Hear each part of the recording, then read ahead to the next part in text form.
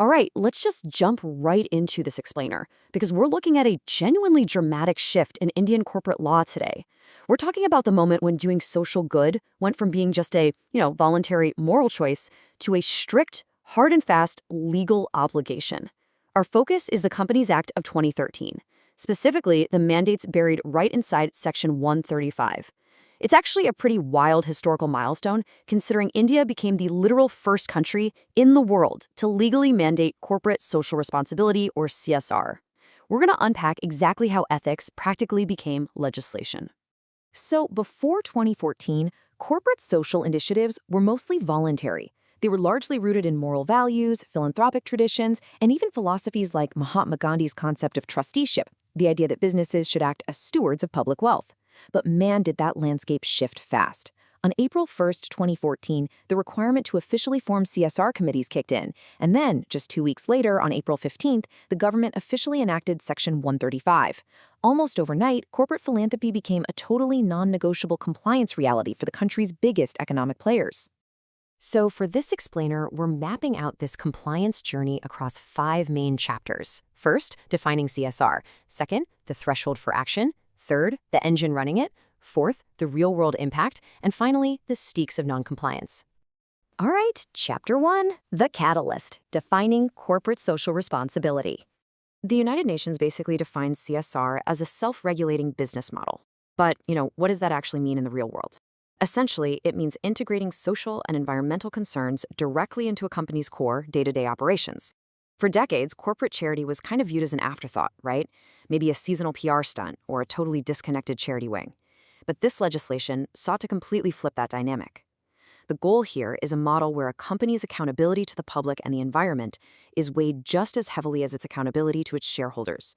It's all about how a company makes its profits, and then structurally, how it intentionally reinvests a chunk of those profits right back into the society that allowed it to succeed in the first place. Moving on to Chapter 2, the threshold. Are you called to action? Now, obviously, not every single business in India is subject to Section 135. Think of this like a massive set of corporate scales.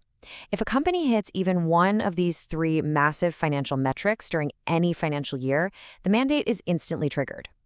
We're talking about a net worth of 500 crore rupees, a turnover of 1,000 crore, or a net profit of 5 crore. Just to put that into perspective for an international context, 1 crore is 10 million rupees. So of 500 crore net worth, that is a highly substantial enterprise. The government basically designed these thresholds to catch the economic heavyweights, the ones with the actual capital infrastructure to make a macro-level difference. But look at that 5 crore net profit trigger.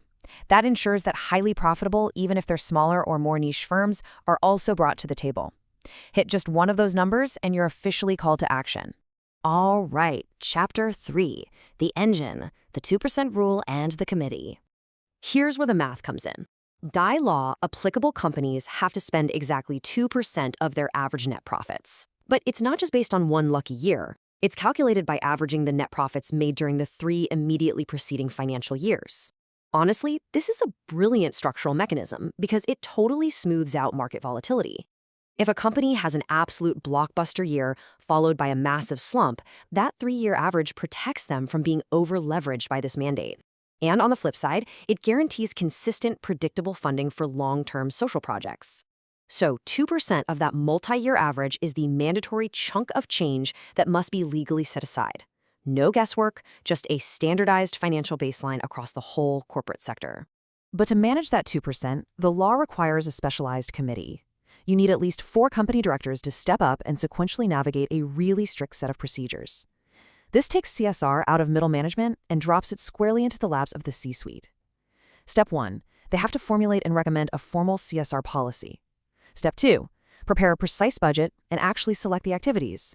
And Step 3, establish a transparent way to monitor the project's progress. And that last step, absolutely crucial. Companies cannot just write a check to a random charity, dust their hands off, and call it a day. No way. They have to monitor the real-world deployment of those funds with the exact same rigor they use for their own internal business investments. Which brings us to Chapter 4, Real-World Impact, where the money actually goes.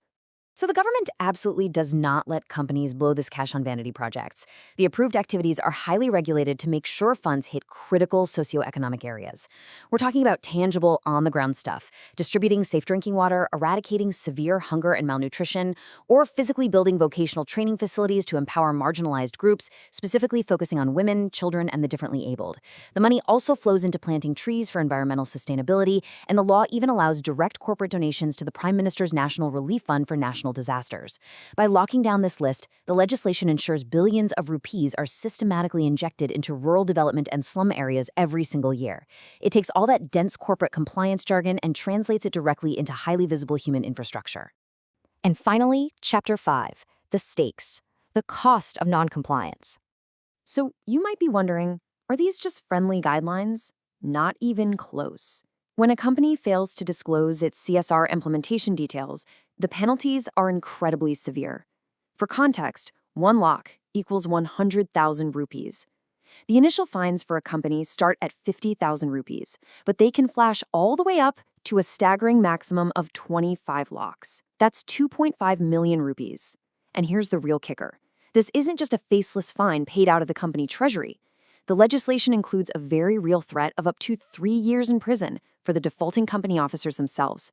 By putting executive freedom on the line right next to those massive financial penalties, the government made it crystal clear. Ignoring your CSR reporting is a serious prosecutable offense. It literally changed the risk profile in boardrooms across the entire country. So I'm going to leave you with this thought to consider about the true nature of all this mandated corporate goodwill.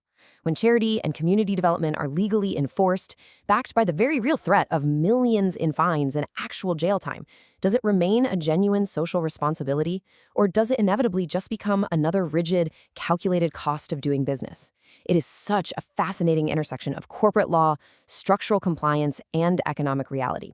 I really hope this explainer helped demystify Section 135 and the whole mechanics behind mandatory corporate social responsibility for you. Keep questioning, keep learning, and I'll catch you next time.